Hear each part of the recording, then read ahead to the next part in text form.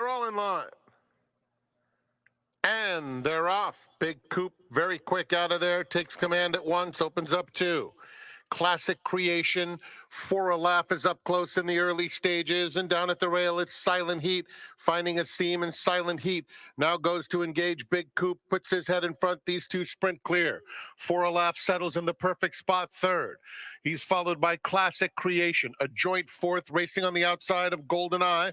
Mo Reward 7 lengths off the lead. St. Elmo's second to last, and Explain This Audit is at the back. Into the clubhouse turn, and it's Big Coop taking over now, leading by a length. Silent Heat back to second. 2 more lengths to For a Laugh in third, and Golden Eye in the turquoise colors at the rail. Classic Creation is fifth, just over 3 lengths off the lead, 2 clear of Mo Reward, St. Elmo, and Explain This Audit is at the back, pretty willing and trying to move up along the rail. Down the backstretch, Big Coop loose. 2-length advantage on Silent Heat with a half-mile left to travel. At the rail, Golden Eye, For a Laugh between, Classic Creation outside of them. Explain This Audit, St. Elmo, and Mo Rewards. They've taken much closer order into the far turn, where it's Big Coop leading a half length to Silent Heat in second. Extreme outside, Classic Creation is called on, moving in tandem with For a Laugh. For a Laugh in the white, one from the outside as the field turns for home. For a Laugh coming after Big Coop at the rail. Golden Eye trying to get through a narrow opening outside of them. Classic Creation, Explain This Audit behind horses coming to the 16th pole. Big Coop clinging to the lead. Golden Eye on the inside trying his best, but Big Coop keeps on going. Big Coop virtually wire to wire. Golden Eye was second. Blanket photo for the rest, including Classic Creation, Mo Rewards, Explain This Audit, and For a Laugh.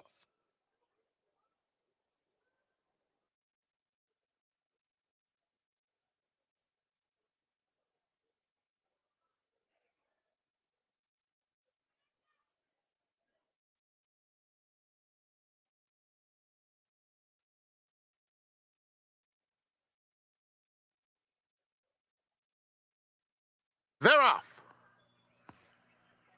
Last Call Paul is the first one out of the gate. I Will Be King hustled hard on the outside, and Mystic Spirit with good debut speed moves up now to take second and is battling with I Will Be King. Those two speed 3 clear of Last Call Paul in third. Mr. Big Bucks is next, followed by Twilight Moon, 6 off the lead. It's a gap of 4 to T1D Flower Free and Our Awesome Kid at the back.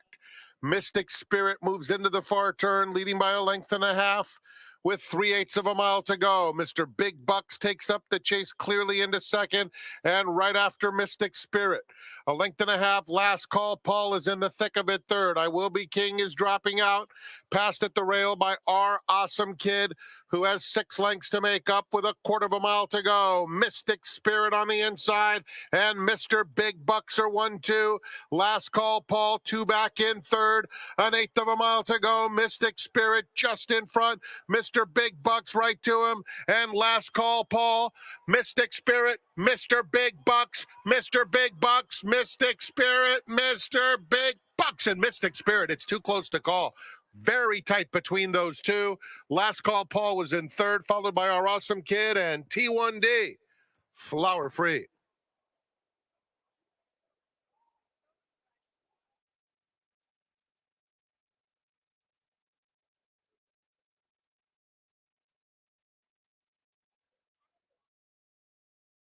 One more. They're in the gate. They're off. Prince Prancelot, very quick, opens up a length and a half. Immelman, Beer Money comes away in the top flight. They're followed by Where It's At. Staggerly at the rail takes fourth. Then Catman Sue, Shady Tiger second to last. Stay on the Fence at the back. It's Prince Prancelot dueling with Immelman past the half-mile pole. Beer Money 2 back, and Staggerly at the rail. Then Where It's At fifth, 4 to make up, followed by Catman Sue at the rails. Shady Tigers, 7 lengths off these leaders, and another 3 back to Stay on the Fence.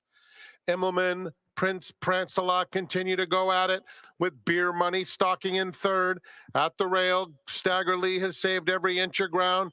Chapman trying to get into it on the outside, starting to pick up some momentum. They're in the final furlong, and Prince Prancelot goes on. Chapman and Beer Money are both coming. Immelman has dropped right out of it, and from the back of the field, here's Shady Tiger with big strides. Shady Tiger just eating up the turf on the outside. Boom! It's a photo finish. Close. Shady Tiger and Chapman hit it together. Behind them, between where it's at, Beer Money and Prince Prancelot. Very close for the win.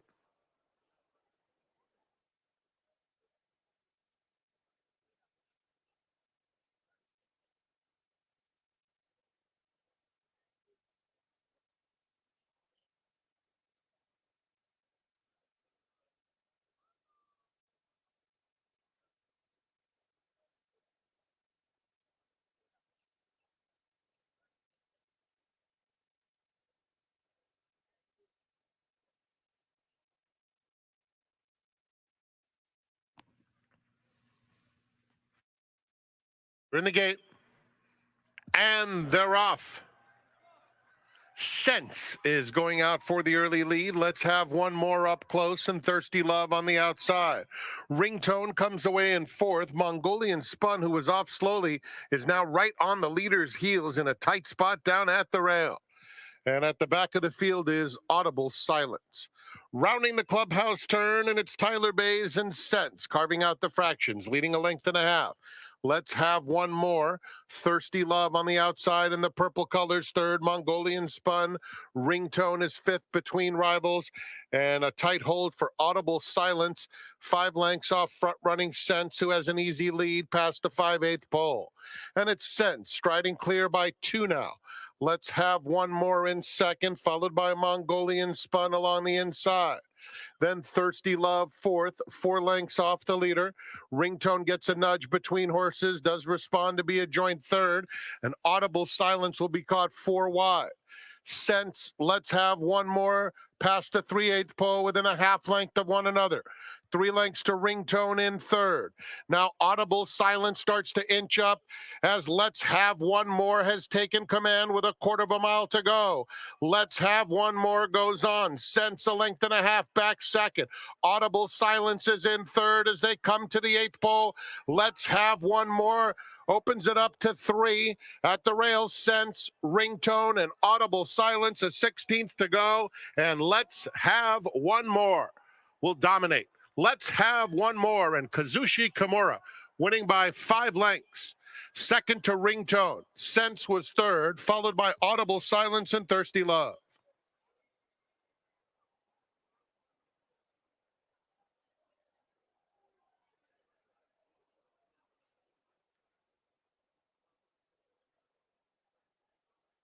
Three.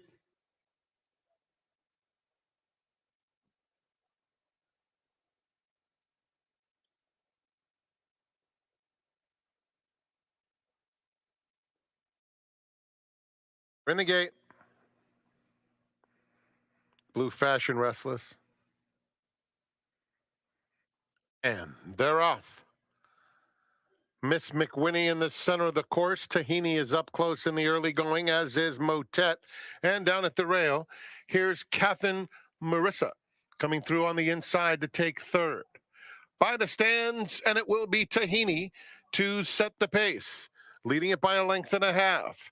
Miss McWhinney second, Kathy and Marissa down on the inside in third. They're followed by Laudatory and Motet side by side. 3 deep, I'm a Joker, 8 lengths off the leaders. Then comes Respect the Crown under a tight hold through the opening furlongs, a length in front of Blue Fashion. At the back of the field are Matters and Winning Touch. Onto the back stretch, and it is Tahini leading the way, prompted by Miss McWhinney, who's just a length back in second. It's 2 more to Kathy and Marissa, joint third. I'm a Joker in the blue on the outside. Motet has lost a couple of spots. Laudatory in mid-pack, 6 lengths off the leaders, followed by Respect the Crown, Blue Fashion, Winning Touch, and Matters. Around the turn, Tahini holding on to the lead by a neck. Miss McWhinnie second. I'm a Joker called on from third.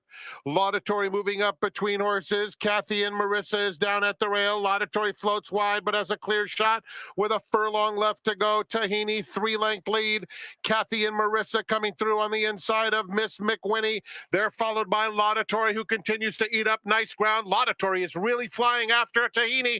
Here comes Laudatory, and Laudatory, another for Juan Hernandez. Tahini was second. Battle for third between Kathy and Marissa and Miss McWhinnie. Behind them, Motet was trying to get a minor piece.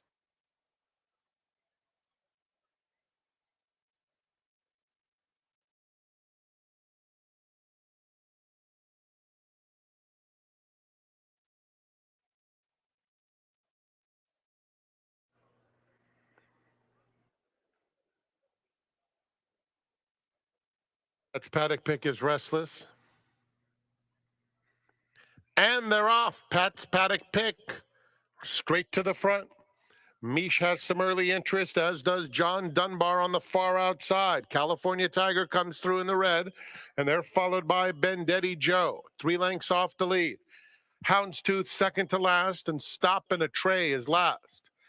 It's Mish dueling with California Tiger, who comes through on the inside to take the lead. Houndstooth inching up on the inside of Pat's Paddock Pick, and Bendetti Joe is in between those two. John Dunbar now 5 off the leader, and Stop in a Tray at the back. They head toward the 3/8 pole with California Tiger leading the way, opening it up to be in front by almost 2. Now it's a length and a half to Mish in second. At the rail, Houndstooth. Pat's Paddock Pick reclaims third. Bendetti Joe, John Dunbar, and Stop in a Tray. A quarter to go, and California Tiger doing it easily. And California Tiger kicks on for home strongly at the top of the lane, leads it suddenly by 4. Houndstooth at the rail. Pat's Paddock Pick, Mish between them. Bendetti Joe picking up some pieces and Stop in a Tray, but it's lights out for California Tiger. California Tiger overwhelms the competition to score by 8 lengths. Second to Pat's Paddock Pick. Houndstooth, Bendetti Joe, and Stop in a Tray.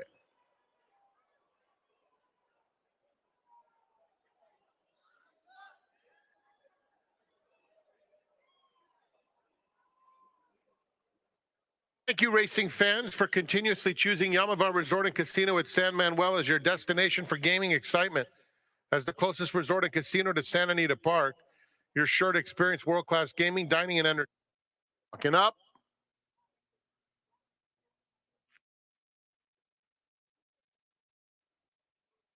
And they're off in the baffle.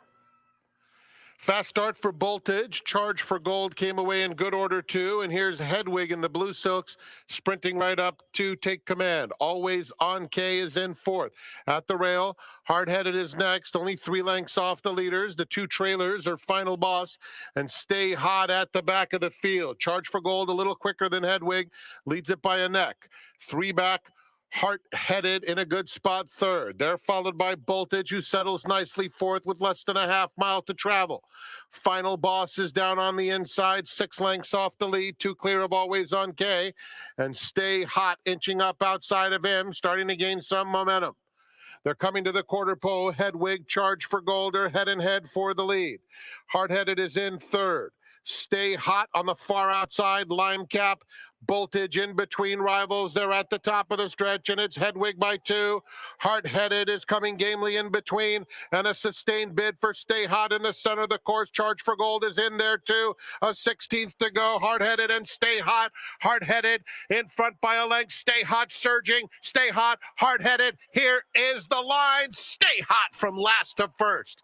Beats Hard-Headed. Behind them, a photo between Final Boss and Charge for Gold. Then it was Hedwig in the Baffle Stakes.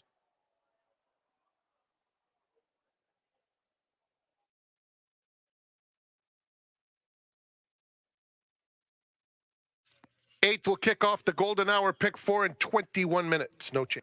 Will be the last one to load.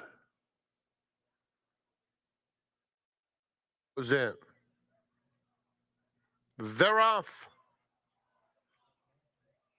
Mongolian Memory is going out for the early lead. Fast Per Se, Flashing Sharp Foot, and Patron Doro makes it three of them right across the track. At the rail, it's Matiko, a close-up fourth, with Handers Dream fifth, only a length and a half off them. Two more back to Oil Can Knight, who races on the inside of Conch Daddy. Rusty Because is next. El Diablo Rojo, who hesitated at the start, is second to last. An Afternoon Heat at the back. 3/8 to run. Patron Doro is the leader, a half length to Mongolian Memory in second.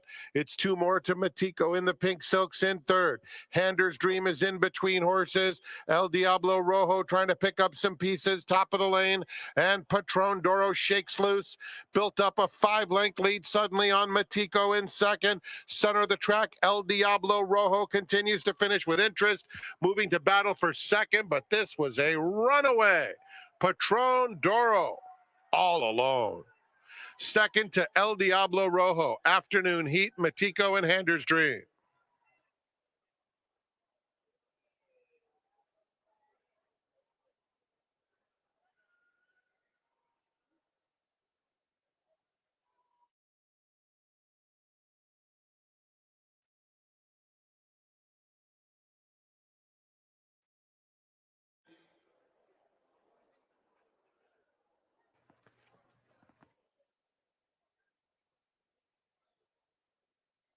Kraken. And they're off. Quintessence is quick. Caribbean King. These two speed away in the early going. Pinehurst, Ghost Coast comes away in good order. And now here's finally an Eddie moving up into the second position into the first turn. So it's Quintessence to set the tempo, and it's an honest one up top. Caribbean King in second, finally an Eddie on the outside third. Then it's Ghost Coast and Pinehurst fourth and fifth, a gap of three. 6 Magpies on the inside of Precision Strike, followed by Get Kraken, who's a dozen lengths off the pacemaker. They string out 3 more to Chrome to Riches, followed by Noble Gary, and 4 more to Big Juanito. At least 25 lengths front to back, half mile to go. Quintessence, the pacemaker, 3.5 length cushion. Caribbean King, finally and Eddie are side by side. Then it's Ghost Coast and Pinehurst still together. 2 in front of Precision Strike. 6 Magpies is next. Get Kraken being pushed along at this stage. Another 3 lengths back to Chrome to Riches, Noble Gary, and Big Juanito. Quintessence still the target as they pass the quarter pole, with Caribbean King moving in from second. At the rail, Pinehurst in third. Finally, an Eddie drops back. Ghost Coast, Lime Cap, 3 lengths back to Precision Strike as Caribbean King takes off at the furlong pole. Quickly putting away Quintessence. Outside, Precision Strike continues to finish, trying to get into second. It will be Caribbean King, another for Hector Barrios. Second goes to Precision Strike, who was just in front of Quintessence. Ghost Coast, and on the scene with a big leg kick was Get Kraken.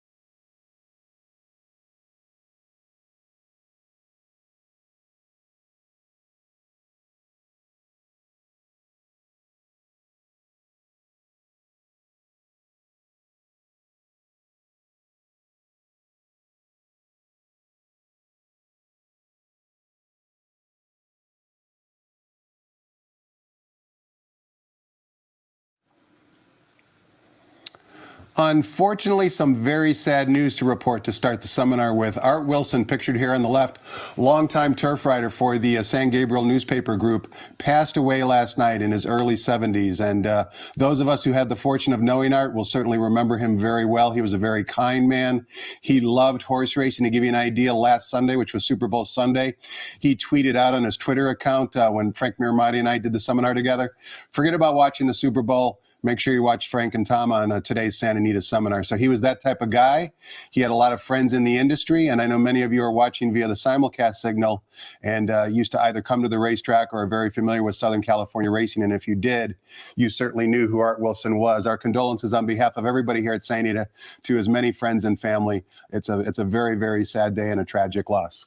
Hi, everybody. My name is Tom Quigley, and seated next to me, I should say, is the birthday boy, Jeff Chapman. Chappie, happy Sunday and happy birthday. Thank you, boss. I appreciate it. Now, what is the greatest moment in your life? Was it the Cubs winning the 2016 World Series, or today, since you're eligible for AARP? I would say it's 1 and 1A, but I'm going to give maybe a slight edge to the Cubs winning the World Series. Happy double nickels, 55 years young. You went to the gym today. You want to make sure you live a long, healthy life. I did. I got up early, went to the gym, get everything. Yeah, the one thing about getting old, the 55 thing, I've always got, and I was going to tell you something too. This is a funny story. Now something hurts all the time. I know the feeling. I feel like I'm way younger than I am, right? But I was even going to warn you. When I turn to you, for 2 weeks now, I've had a stiff neck. So instead of turning, I have to turn because I can't move my neck. Did you sleep wrong, or what happened? Did someone knock you out at the bar? It's been 2 weeks now. I think I slept wrong, but it can't go away. I'm putting oils, and like I had this big patch on my neck last night. But other than that, I feel great for 55. Now, I don't think I've ever asked you this question, Chappie, and that is, how did you get involved in horse racing? I've had the pleasure of meeting your parents, and I know they're hardcore horse players. Do you remember the very first time they maybe took you to the track or the OTB, and is that where you kind of got hooked? 100%. So when I was a kid, my parents would take my brother. My brother's 4.5 years older than me, and so he could care less about horse racing. To this day. To this day. Right. He'll come once in a while. He's coming out in June. Oh, he's not watching this. He couldn't be. Was it a surprise? It's going to be a surprise. He doesn't like horse racing. That. He's not watching. Never mind. Okay. He's not watching. So I already ruined that maybe. So my brother we lived in Indiana. We lived in the Midwest. South Bend, Indiana. South Bend, Indiana. University of Notre Dame territory. Correct. And they all lived there still. So they would take my brother to Disney World, whatever. My trips were to Cincinnati and Kentucky. Turfway, Keeneland, Churchill. We would go to River Downs during the day, and then we would cross the bridge and go to Latonia at night, because that's what I wanted to do. Even as a young kid. Latonia, now Turfway, Correct. when it was harness racing. Correct. So we would do a double duty, and they would ask me what I wanted to do, and that's what I wanted to do. So it was born into me. My dad always says I could read racing form before I could read like a school book. River Downs and Latonia were the happiest place on earth. You wanted no part of Disneyland. 0%. I don't care. I've lived here for 27 years. And I've been to Disneyland once, and that was enough. And I've been to every track 800,000 times. So now, Santa Anita sometimes can be considered a Disneyland as well, because we got a lot of celebrities on track, yourself and others, kind of escort people around the track, show them a good time, take them into the paddock, kind of show them behind the scenes. Yeah. You love your job, right? I Yes. mean, you really do love your job because you're lucky. We're all lucky, but you're really lucky and blessed to have that type of opportunity to meet. Just drop a few names, of people that you've maybe interacted with over the last couple of years that come to mind, people that, would recognize those names. Yeah. Let's see. I had, just last Sunday, we had Macy Gray out here. She loves the races. Loves the races. She's really chill and likes to learn, and they like to bet every race. They have a great time. You taught them well. Taught them well. Uh-huh. Yeah. She surprised me because the first time she came, we gave her some winners. Next time I said, text me, I'll study that day. You got Macy Gray's phone number on your cell phone. I've got a million people. Yes, and I do. I have a very quiet guy who doesn't like to know, but I was just calling him. So I have Shia LaBeouf coming today. Okay, So nice. he texted me, hey, man, I want to come see the corgis and then bet the horses. Right. So he's coming today. I'm trying to think. There's so many of them. Who's the guy from Entourage? Well, Johnny Drama and Yeah, they like the races. Oh, they love the races. Yeah. They love the races. Let me see. Stanford Steve, our man. Yeah, he was out here for the Rose Bowl. Really cool dude. Coach Mike Vrabel, like he loved it. And then in turn, we ended up going out to Tennessee and getting on the field for one of the Titans games because of him. Sure. And then in the off season, I don't want to get anybody in trouble. One time, occasionally he'll ask for some tips or something like that. So we'll text. Well, he's got a lot of time now. He doesn't have a job. Well, yeah, now he's out. I can do anything I want. So hopefully we'll get him out more often. Right. And then I'll tell you a guy like, some people surprise you. Like I had a guy like Colin Farrell came. Wow. And how do they get in touch with you real quickly, Chappie? Like, do they call the switchboard and say, hey, I want to come out to the racetrack, or do their handlers call? Like, how does that all kind of go down? It goes both ways. Sometimes it's their handler. Sometimes they call the racetrack. Almost every one of them now I have their phone number. So now they'll just text me or call me. I mean, it's comical, the Rolodex I have of people. It's do they ever put you on a group text where, like, there's, some of their friends where maybe you don't know their identities, but, when you and Duke and James Henry have these group texts that unfortunately sometimes I'm a part of. Yeah. Are you on some of those celebrities group texts as well? Rarely. I mean, they'll text me solo, but horse racing. Yeah, horse racing only. Or I'll get the assistants on there and then they're involved too as well. Sure. But, now I can. I try to keep it to a minimum. I don't text them very often. Of course not. I know the rules, like pictures, whatnot, very few. My family lives in Indiana. So if I talk to celebrities, they get all excited about that. So I'll pick my spots. Like I had Angelica Houston, who was really cool. She's won an Oscar. And my Aunt Deb lives in South Bend, Indiana. She loves anything celebrity. I had Angelica Houston make her a video like, hey, Aunt Deb, how are you? We're at the track, blah, blah, blah. Hope you're having a great day. But I know how to not take a picture or not ask somebody to do it and when to. I told you he has a good job, and he knows the rules of the seminar. He's got to pick 9 winners. We're going to find out who Chappie likes on today's 9-race card. But before we do any of that, let's toss the microphone over to track announcer Frank Miramati and get the changes on today's Sunday's card here at the Great Race Place.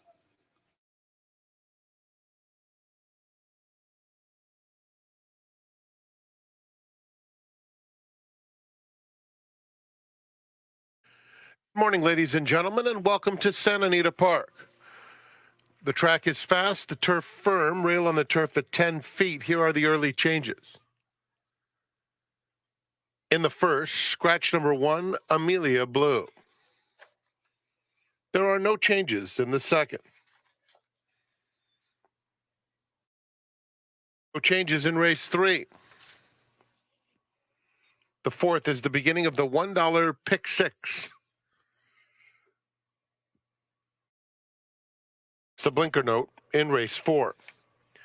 Fifth race, no super high 5 due to the scratches of 3 Big Buzz and 7 Direct Line. 3 and 7 are out. Jockey change for 6 Brazenly to Jeremy Laprida. In the 6th race, scratch number 2, Moose Mitchell. No changes in the 7th. The 8th is the Spring Fever Stakes, as well as the beginning of the Golden Hour pick 4, no changes. In the 9th, scratch 1, Citadino, as well as 13, Bartoldi, and 14, Gazon. Scratch 1, 13, and 14, the 12 does draw in, will run, and the Golden Hour double begins with the 9th. Enjoy your day at Santa Anita Park. Post time for the first is in 58 minutes at 12:30. Special welcome to those of you celebrating the Lunar New Year. Happy Year of the Dragon. Let's go back to Quigley's Corner. Tom's special guest today is Jeff Chappie Chapman.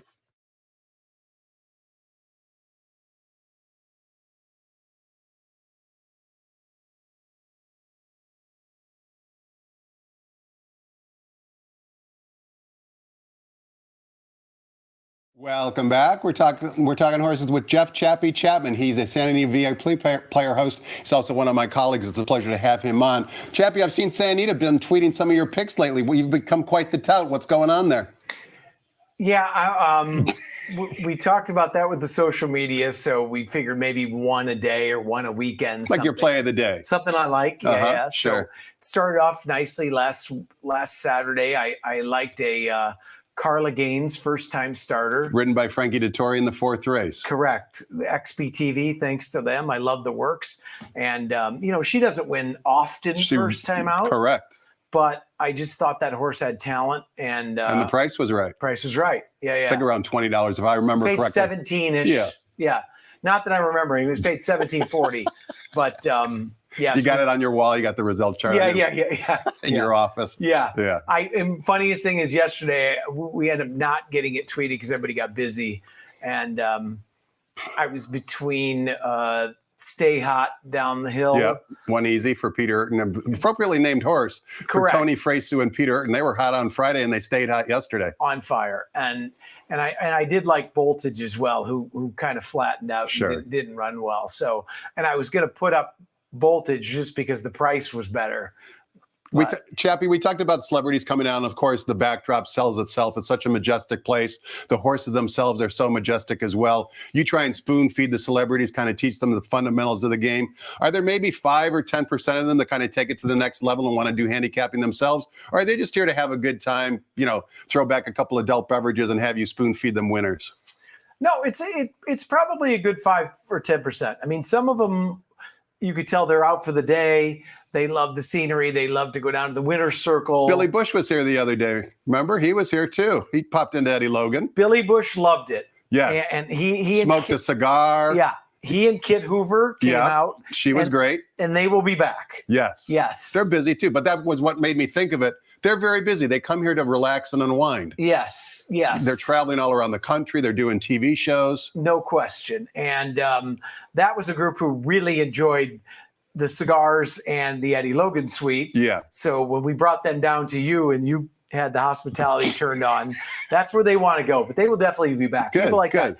They, I think a lot of them don't understand what's going on. If you teach them the basics. We're continually learning as handicappers. You can't expect them to learn anything. And even the first year. Right. If they know 6 furlongs and, 9-2 odds, you've hit a home run. Yeah.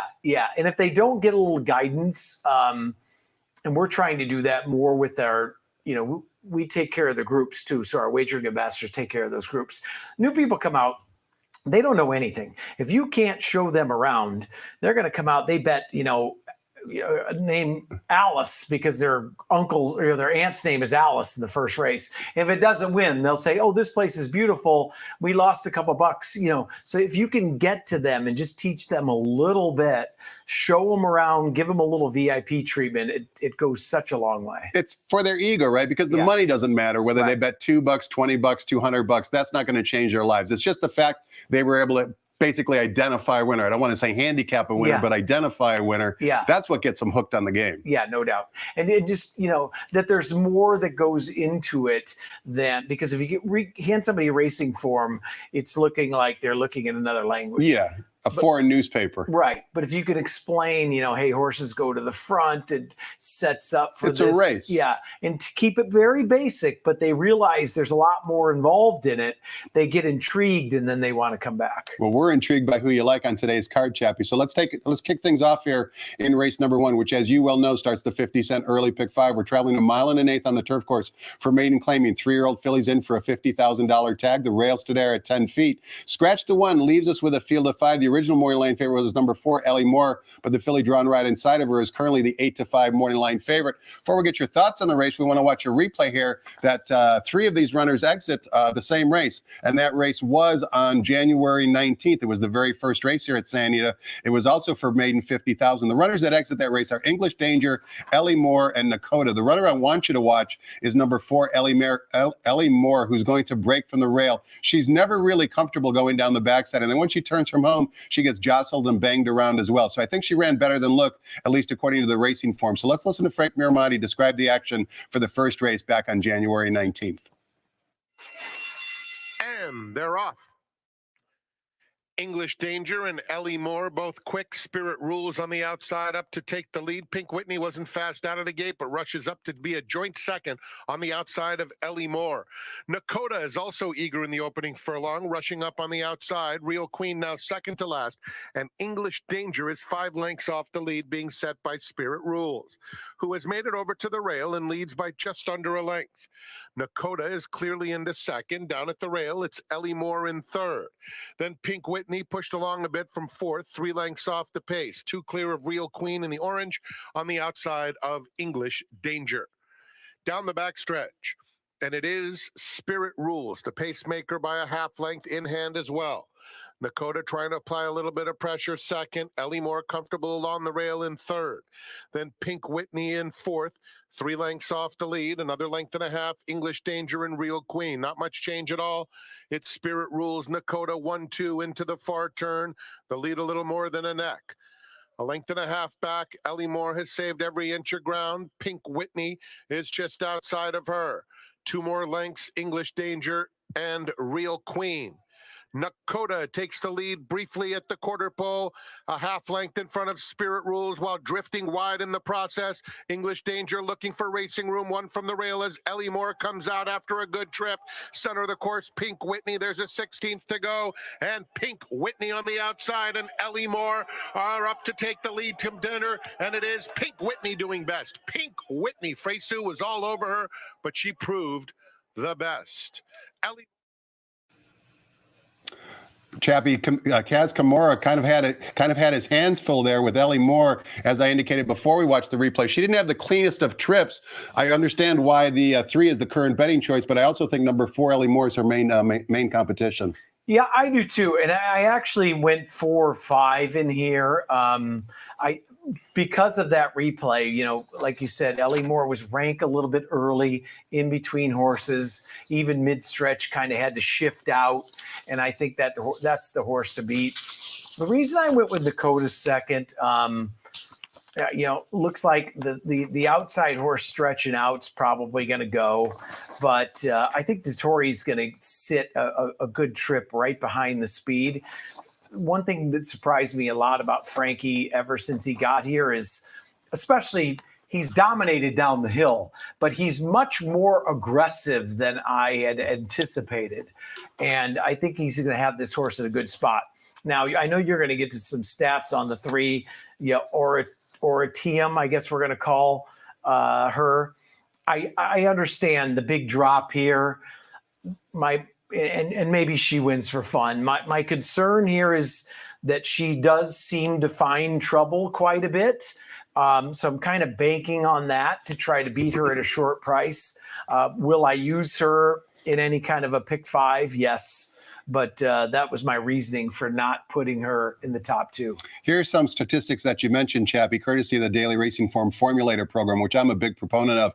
You should have that as part of your handicapping arsenal if you're listening to this seminar. Trainer Michael McCarthy's barn the last 5 years, whenever they take blinkers off a horse, 10 for 31, 32% in the winner's circle whenever he takes blinkers off.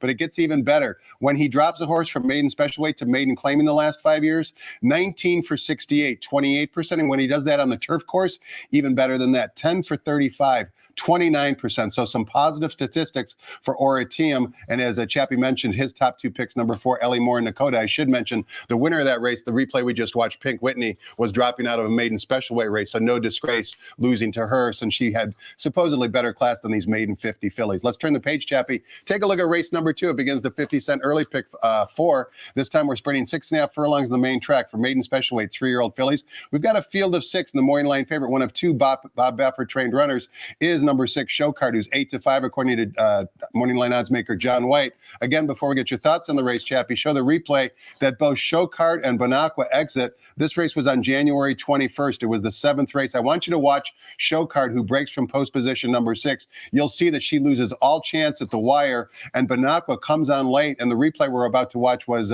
carded at a distance of 6 furlongs. She gets an extra half furlong today, 6.5 furlongs. So let's watch Bonacqua and Showcard in action, although Showcard does miss the break.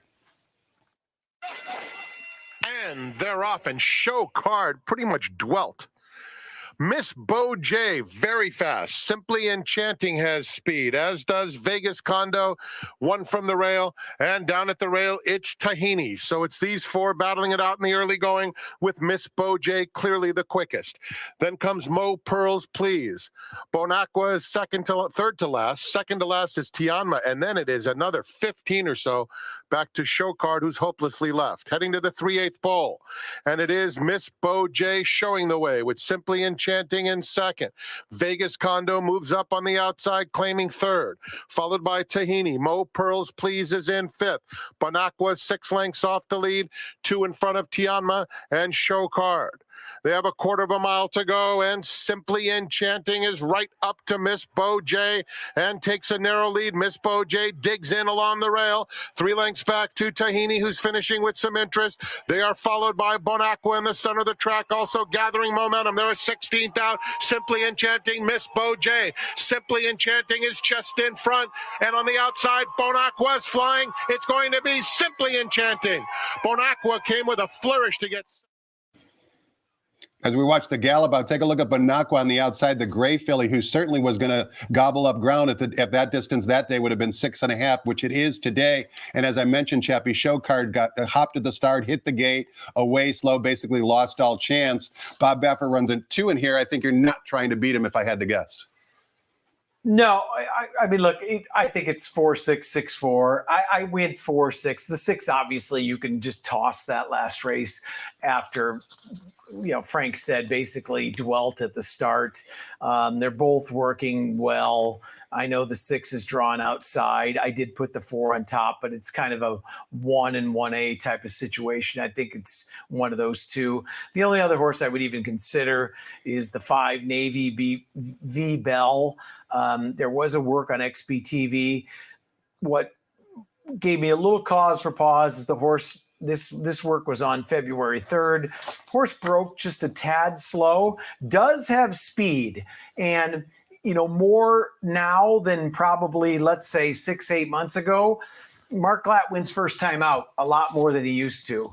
But with 2 Bafferts with a race under their belt, I think they're going to be tough to beat. So 4-6, 6-4 for me. And you mentioned Chappie trainer Mark Glatt. He's 8 for 33 or 24% with his first-time starters. That statistic you can't see in the racing form, and the Glatt barn is hitting, as you well know, at a 39% win clip at this current meet. Race number 3 today begins a $3 all-turf pick 3. That's because this race is 1 mile on the turf course. It's a starter allowance race for fillies and mares. We've got a field of 7. Number 2, Control Function, second off the layoff for trainer Richie Baltus, is the 5-2 morning line favorite. Might be a big day for jockey Kaz Kimura.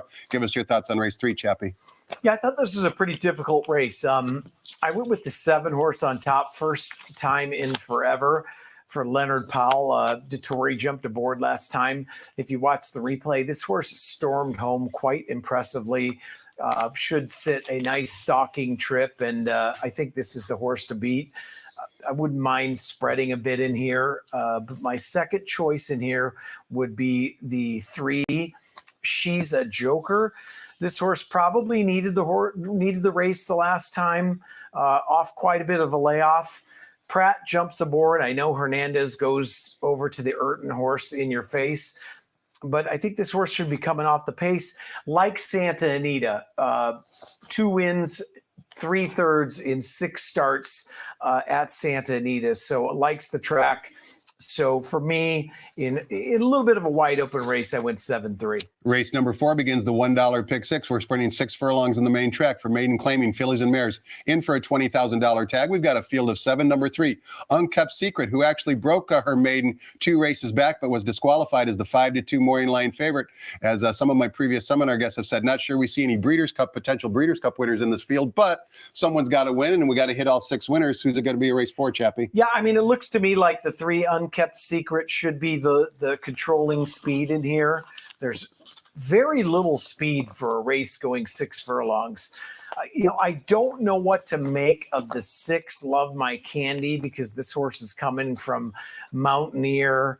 The fraction's a little bit slower. I know they put a hustling jock on for Maldonado, but I don't think this horse is going to be quick enough to keep up with Unkept Secret. So I think Unkept Secret clears here and takes some gate to wire. My second choice was the Outside, Classy. Horse has been off quite a bit. They dropped this horse to the lowest level, and horse is working well for Mike Pipey. And I think this horse should sit a good trip. Another horse just to mention would be the 5 Warren Showgirl.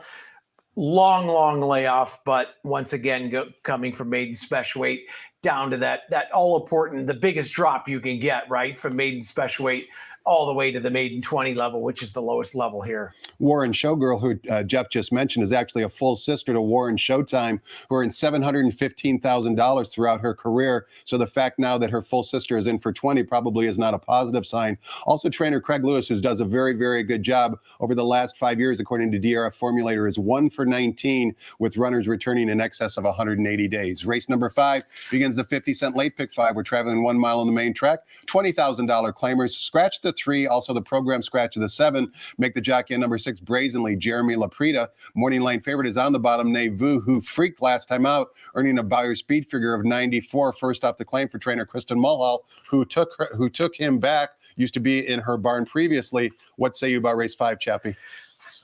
Yeah, look, I think this horse, Nevu, is very beatable. Of course, that horse freaks. If it freaks again, so be it. I think there's other speed to go with this horse. So I looked at Good Juju on top, the 4 horse for Peter Urton and JJ Hernandez. I think this horse should sit a great trip just off the speed. And talking about a trainer jockey combo who's hitting at a massive percent, they're at 47%. I don't know. They might have won a couple yesterday. It might even be higher. Sure. And my second choice actually is Zimba Warrior at a price at 8-1 on the morning line. This horse is another horse should come flying late. And I think I'm guessing that the 1 horse Sol del Sur is going to probably from the rail gun and hopefully soften up Nevu, the favorite. So I think some speed with those 2 hooking up early, it should set up for a couple horses coming off the pace. So I went 4-5. Chappie, question for you before we take a look at race number 6. You and I are both in the business, and we know a lot of people, a lot of the owners, a lot of trainers.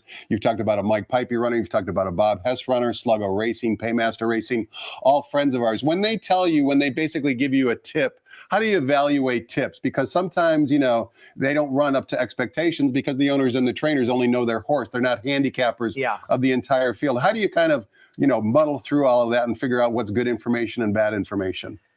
Well, I mean, through years of trial and error, if I would have learned this years ago, I would have a much deeper bank account because everyone loves their horse, right? Yes. And first of all, you certain trainers love every horse they run.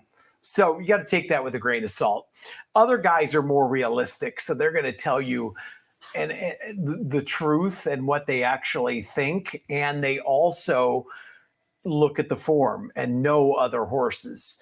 That being said, I try to less and less. I listen to other people, and especially watching replays is very important. And we harp on this all the time. Anything on XBTV that I can watch for myself. Free of charge. Free of charge. It's the greatest thing ever. Yeah. Or trips, right? You look at a horse that got in trouble. Millie Ball, Zoe Cadman, all the behind the scenes people, that do all the dirty work. They wake up at 5, 6 in the morning. We're out all night hanging out, till God knows when. We just fire up the computer and we get the luxury of watching the replays. How great is that? It's the best thing in the world. And you got to trust your gut. You got to trust what you look at and see. I used to even I'd love a horse, and then I'd walk down and somebody'd say, oh, so-and-so likes his horse. And then I'd bet the other horse, after looking at something for 5 hours, which is absolutely ridiculous. Long story short, nobody knows nothing, basically. Pretty much. You know what I mean? Pretty much. Stick with your guts. Trust your eyes. That's what I always say. Trust your eyes, whether you're in the paddock, watching XPTV.com, watching race replays, watching the race live. Always trust your eyes. They're your best source of information. No question about it. Race number 6 begins the 50-cent late pick 4. We're sprinting 6 furlongs on the main track. Allowance optional claimers, non-winners of 2 other than scratch the 2, Moose Mitchell. Leaves us with a field of 5. Number 6, Sir Atticus, who ran at the same level, but certainly ran into a couple of buzzsaws last time out, is the 9-5 morning morning line favorite with Mike Smith in the saddle. Give us your thoughts on race 6, Chappie. Okay, so I've always been a big fan of Sir Atticus, and I've been betting Sir Atticus since pretty much day one. That being said, I picked Elwood Blues on top. It looks to me like Kingdom Heart, who is in very good form, is going to go. Principe Carlo normally goes. Escape Route, who can sit from the rail, interesting, but I think there's going to be enough speed to set it up for Elwood Blues and Sir Atticus, who should be sitting just off the pace. Elwood Blues obviously has had some troubles, but now he's put three races together. I think should get a perfect trip. Sir Atticus, the reason I did not put on top is because of what our eyes tell us. And just to be perfectly honest, the last work on February 10th, I wasn't a big fan of. The horse got outworked by, and I did not write this down who it was, but it wasn't a world beater. So just on current form and watching what my eyes showed me. And Sir Atticus, look, has ran against Big City Lights, Fort Bragg, and Dr. Schreivel the last three races. They'd be 1-9 in here. Right? Keeping very good company. I think it's one of those two, but because of what I saw on the XBTV work, I'm going to go with Elwood Blues on top. Race number 7, we're back sprinting on the turf course. 6.5 furlongs on the flat turf course. This race is for maiden special weight fillies and mares. We've got a field of 8. Looks to be some talent in here. Morning line favorite, number 6, strikingly from the Marcelo Polanco barn. 3-1 on the morning line. 8 different ways you can go here. Jeff, which way you going? Yeah, it doesn't look like there's going to be a ton of speed in here, and therefore I'm going to go with the rail horse Applefest. That horse ran fairly well last time out, considering it was off of a very long layoff. And I believe that the instructions here with the rail at 10 feet, DVD, send and take them gate to wire. Improve your position. Absolutely. I don't think this is the strongest of fields. I picked the 8-horse Jennifer's Delight, who closed well and ran a nice third last time, but they did absolutely fly on the front end. Now, granted, that was quite a long time ago. So I just think with the recency, second off the layoff, and speed, the one horse can take him gate to wire here. Here's a long shot to maybe consider based on trainer statistics for number 3, Orderly Transition, who goes first time Lasix. She's a 5-year-old mare with only one previous start at Mountaineer, but her trainer adds Lasix for the first time. And as you can see in the racing form, it's a gaudy 45% with a more recent sample. But here's the 5-year sample for this barn with first time Lasix. 14 for 39, 35% in the winner's circle. Not sure that she's going to win at 15-1, but certainly maybe include her in all your exotics. Race number 8 is our feature race on the card. The Spring Fever Stakes, for Calbred fillies and mares, sprinting 6 furlongs. It also begins the $1 Golden Hour pick 4, linking our last 2 races here with the last 2 races at Golden Gate. The Calbred number 3, Daddy's Ruby, emerged victorious in the Grade 1 La Brea on opening day. Before we get your thoughts on the race, Chappie, Daddy's Ruby and Big Pond ran 1-2 in the 7 furlong Grade 1 La Brea. They both are Calbreds. They'll be wearing saddle claws 2 and 4. Let's listen to Frank Miramaya describe the action in the Grade 1 La Brea. And they're off in the La Brea. And it's Fast and Shiny who gets the first call. Satin Doll is prominent in the early going, and they're joined by Daddy's Ruby, who flashes that natural speed up to take the lead. And so Daddy's Ruby will set the pace as Howl moves into second. A close-up third is Big Pond, just a length and a half off them, and Fast and Shiny keeping pace in fourth. Another 2 back to Bangs. Inside, clearly unhinged, Royal Spa. Ice Dancing is second to last, and Satin Doll now trails with a half mile to go. And it's Daddy's Ruby and Juan Hernandez trying to shake loose in front by 2 over Howl in second. They are followed by Big Pond, 1 from the outside, moving up to take the second spot now. And Fast and Shiny is outside of them. Howl is suddenly back to fourth, 3.5 or so off the leader. She's joined by Clearly Unhinged, who's making some headway. Outside of them, it's Ice Dancing as Howl is dropping to the back of the field. They're at the top of with a stretch end. Daddy's Ruby trying to fend off Big Pond, and the California bred is within a length with a furlong left to go. Daddy's Ruby clinging to that lead. Big Pond a length back second. 4 more to Clearly Unhinged in third. Daddy's Ruby, Big Pond trying to get to her. Daddy's Ruby, Big Pond, here's the line. Photo finish. What a... Jeff, we just saw Daddy's Ruby win the grade 1 La Brea, but for whatever reason, J.J. Hernandez, her jockey that day, decides to jump ship and ride for Phil D'Amato, number 4, Rose Dawson. Don't know what that means, but we saw Big Pond couldn't get past Daddy's Ruby. You expect the same similar result today? Real quick, I heard the reasoning for that is don't dig too deep into it, and I can't explain it. I know we don't have much time. A horse was supposed to go to Sunland Park for the Oaks. Miller. The Oaks. And something happened with JJ, and then so he committed to the other horse. There you go. So it wasn't a going that horse to this horse Live reason. TV. That's 100% correct. So good stuff. Yeah. That being said, I know I babble and we're short on time. I think Daddy's Ruby should clear here in his lone speed 3 for 3 at Santa Anita. Big Pond in very good form.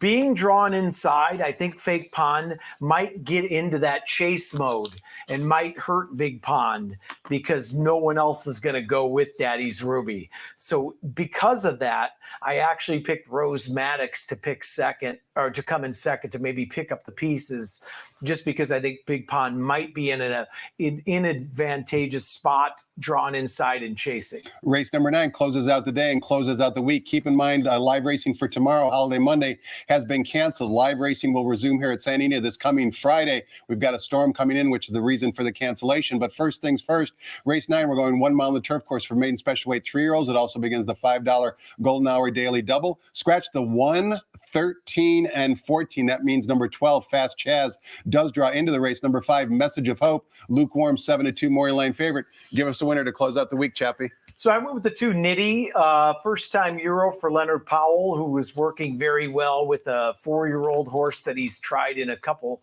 He had tried a couple stakes races last year, the Oceanside and another. So keeping good company in the morning.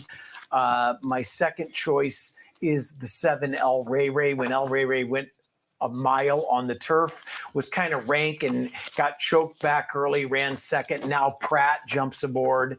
And the other interesting horse would be the 8 American Glory, who had been working well with Nitty, both Leonard Powell's. That was not on XBTV, so I could not see that. But just from reading that this morning, they seem fairly matched, and that horse will be a price. Before we leave, one more reminder, the Coast to Coast Pick 5 is in play today as well, linking races both from Gulfstream Park and Santa Anita. You can see it kicks off with Gulfstream Park Race 9, 1:07 p.m. Pacific time. That's in 67 minutes. Chappie, we got to roll. Thanks so much. Happy birthday. Hope you have a great day celebrating. Thank you. Hope the gambling gods are kind to you and they shower you with plenty of birthday presents today. And keep up the good work here at the Great Race Place. Appreciate it. Thanks. Appreciate all of you watching as well. Hope you enjoyed it. Let's toss the microphone over to Frank Miramati. Have fun, everybody, today, and good luck.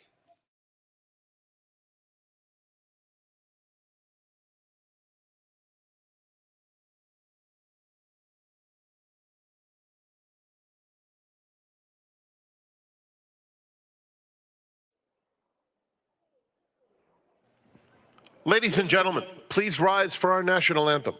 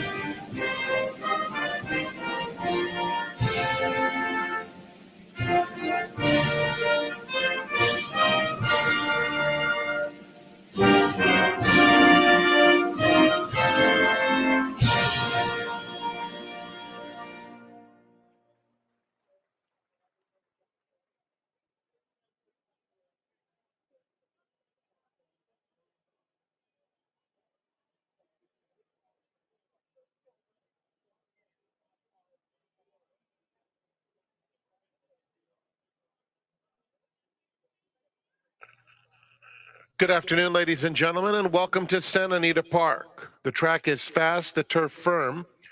Rail on the turf at 10 feet. Here are the changes.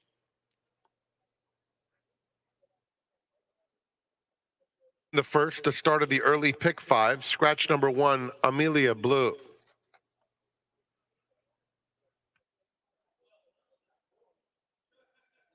No changes in the second. No changes in race 3. In the fourth, start of the pick 6. Just a blinker note. In the fifth, scratch 3, Big Buzz. There was a program scratch of number 7. Number 6, Brazenly, the jockey Jeremy Laprida, and there is no super high 5 in the fifth. Race 6, scratch number 2, Moose Mitchell. No changes in the seventh. Eighth begins the golden hour pick 4. It's the Spring Fever Stakes. No changes. And in the ninth, scratch numbers 13 and 14, as well as the one Citadino. 1, 13, and 14 are out. Number 12 will run. The $3 all-turf pick 3 begins with our third race today. The sequence races 3, 7, and 9. And every Saturday and Sunday, we have the coast-to-coast pick 5. Low 15% takeout. It's a dollar wager. Kicks off today in just about an hour with the 9th at Gulfstream. Enjoy your day at Santa Anita Park and all the festivities for the Lunar New Year. They'll be at the gate for the opener in 26 minutes at 12:30.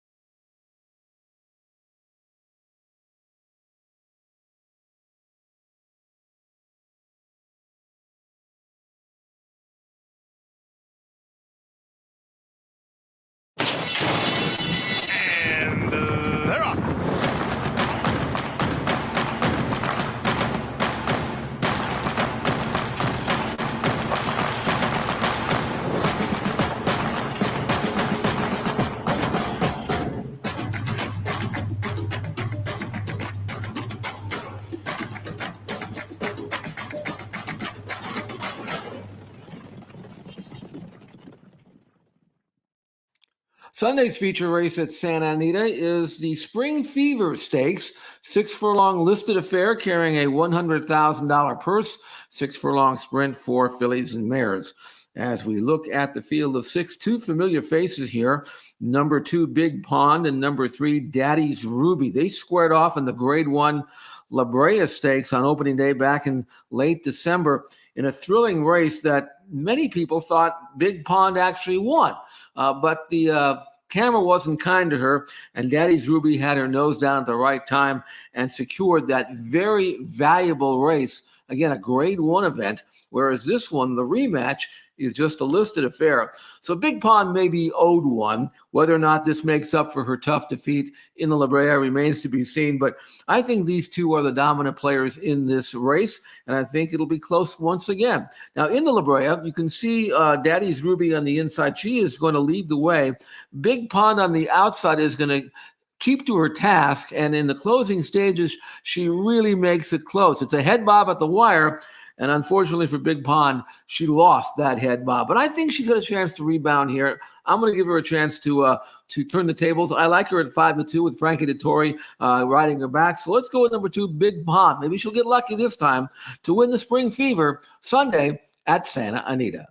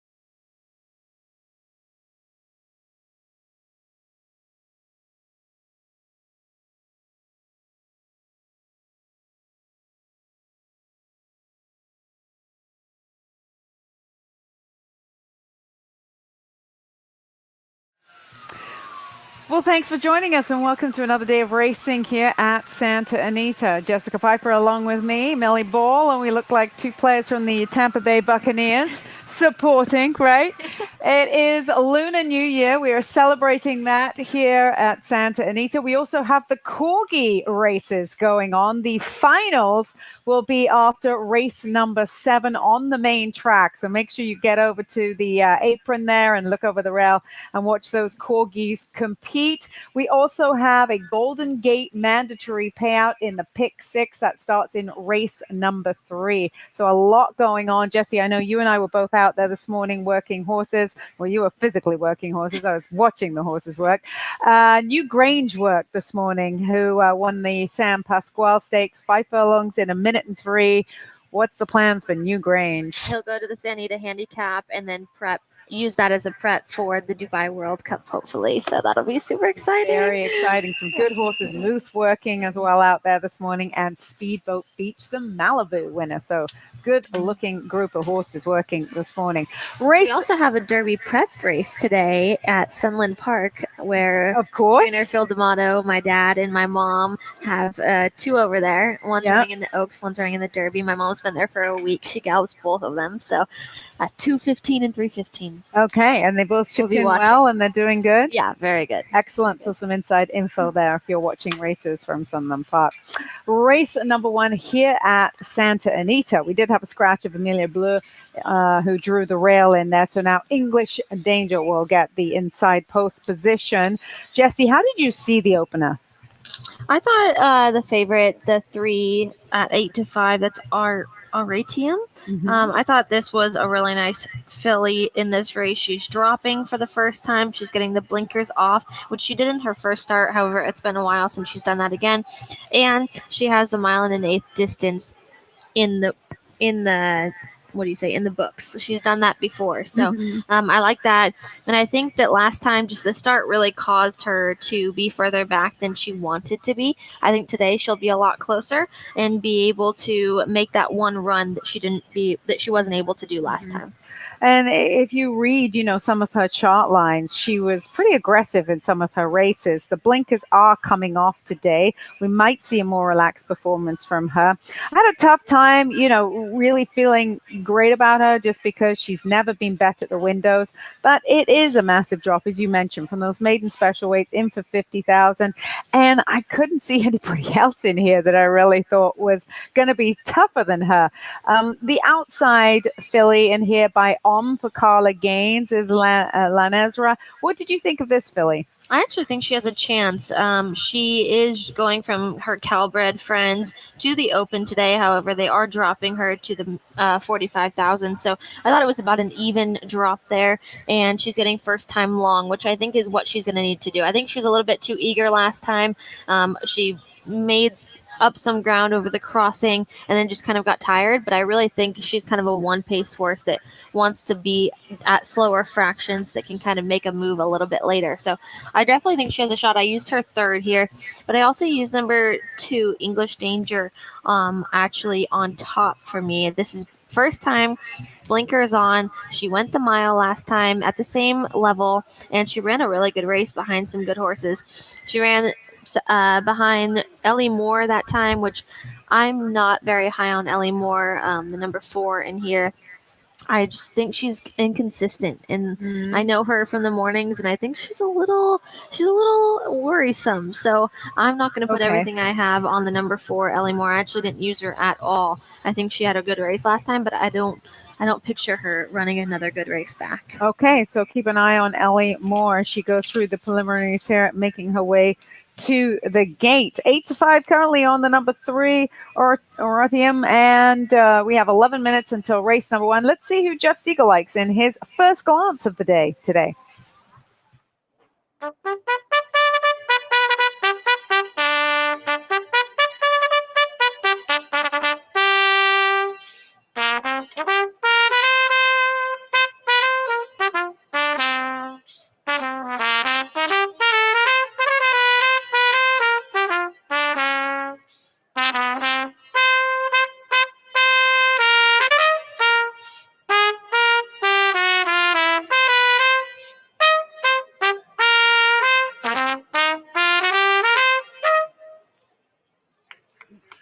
Jay Cohen brings them onto the track for the first race, which is named for Inland Empire Hunter Jumper Association.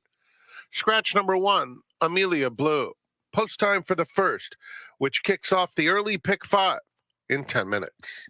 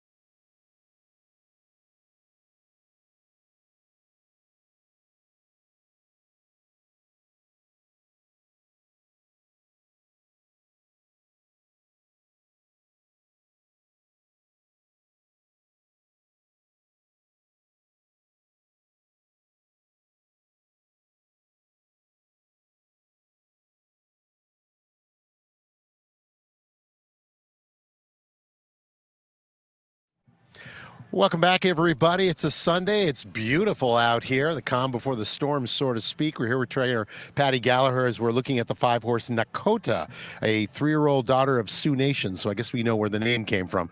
Patty, last time out was a lot different style than what we saw in the previous two. Was that by design, or did it just kind of happen? Well, it was more Frankie the Tory wrote her, and he said he'd probably maybe change it up a bit and get her interested early, and so that's what he did, and she ran respectable. Not a race that has a ton of speed in it. I guess that might play in as a pretty good weapon if Frankie decides to have the same thing. Yeah, well, he seemed to think that the outside one maybe would go, and if she broke okay, then it might be laying second or third. That's what he thought going out there, but he said that can change. What is it about Frankie that you love? I mean, obviously he's a Hall of Famer. He's one of the greatest in the world that probably we've seen in the modern day. But what is it particularly about his riding style that you like? Well, there's a lot of good riders around here, but Frankie the Tory, whether he's riding here or in England or in Hong Kong or Japan or in Dubai, like he blends right in. He's just got he never looks out of place, and he's just got that. He's always been like that. He's one of the few that over the years, sometimes new guys come in or go somewhere else, they look a little different, but he's always the one that's blended right in no matter where he is. Basically, he can adapt to anything. Seems like it, yes. All right, Patty, we appreciate the time. Good luck in the race. Thank you.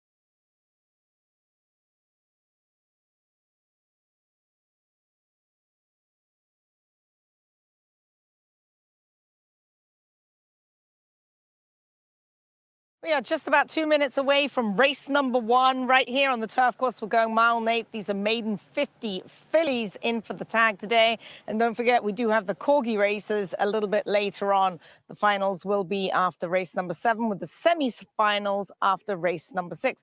We'll be headed over to go see the corgis in just a little bit, so stay tuned. All right, let's talk about these four-legged fillies here. And there is one filly who is a standout on the track for me, and that is Oratium. She just looks great. She's a big, long, leggy-looking filly. She's by Fantastic, who was a very good turf horse. He's by More Than Ready. Out of the Indigo Shiner mare, she gets the blinkers off. She's already relaxed. She's on her toes.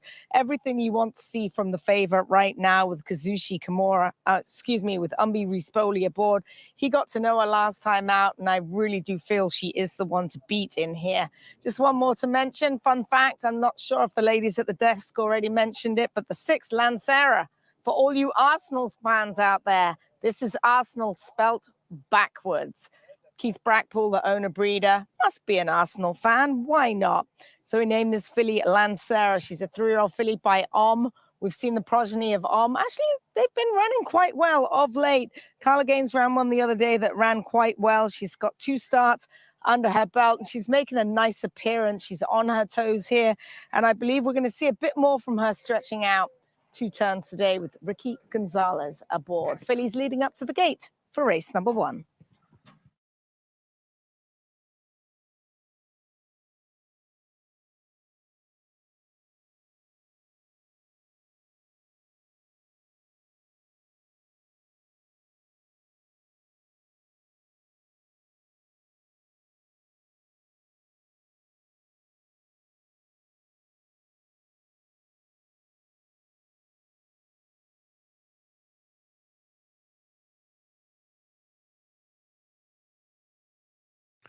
It's post time. They're loading in the gate for the first. Oratium coming up.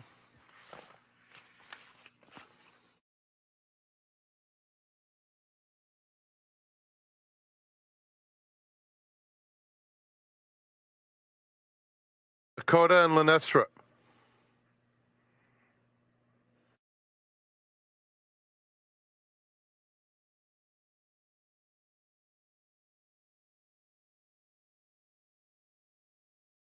We're in the gate.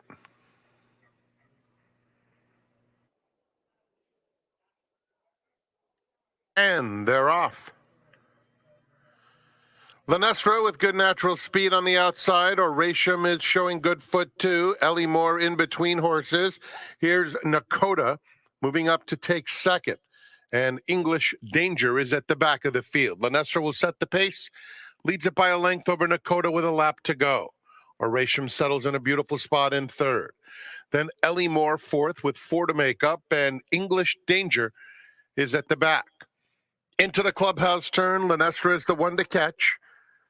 Uncontested on the front end. Leads at a length and a half now to Nakota in second, and Oratium is down on the inside still in third. They're followed by Ellie Moore, 3 off the pace in fourth, and English Danger at the back. Onto the backstretch, Lenestra, half length. Nakota applying mild pressure in second. Then it's Oratium tugging along the inside. Nowhere to go at this stage, just right there in third. Another length back. English Danger is racing on the inside, has 3.5 lengths to make up, and Ellie Moore is just in front of her. Not much change. Lenestra, been there every step of the way. Takes him into the far turn, 3/4 of a length to Nakota in second. Ellie Moore makes her move on the outside third. Oratium and English Danger are right together. They have 1/4 mile to go. Lenestra, Nakota between. Ellie Moore 3 deep. English Danger loops up 4 wide with the red blinkers as Oratium looks for room, trying to find it on the rail. They're in the final furlong, and Oratium has saved every inch of ground, comes flying through to take the lead from English Danger. Ellie Moore is in third. Oratium, English Danger come for the wire together. Oratium, English Danger. English Danger got up and nailed Oratium. Then it was Ellie Moore a distant third.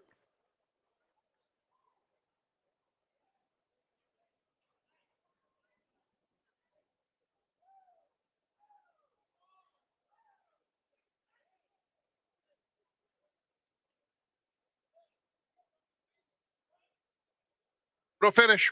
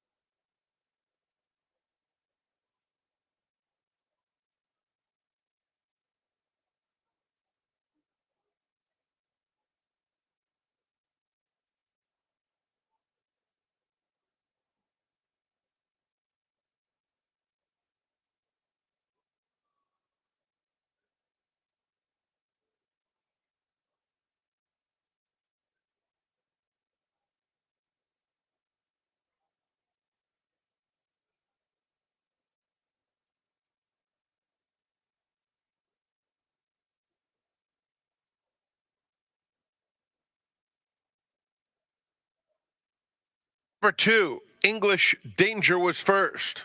3, Oratium second. 4, Ellie Moore third. 6, Lenestra fourth.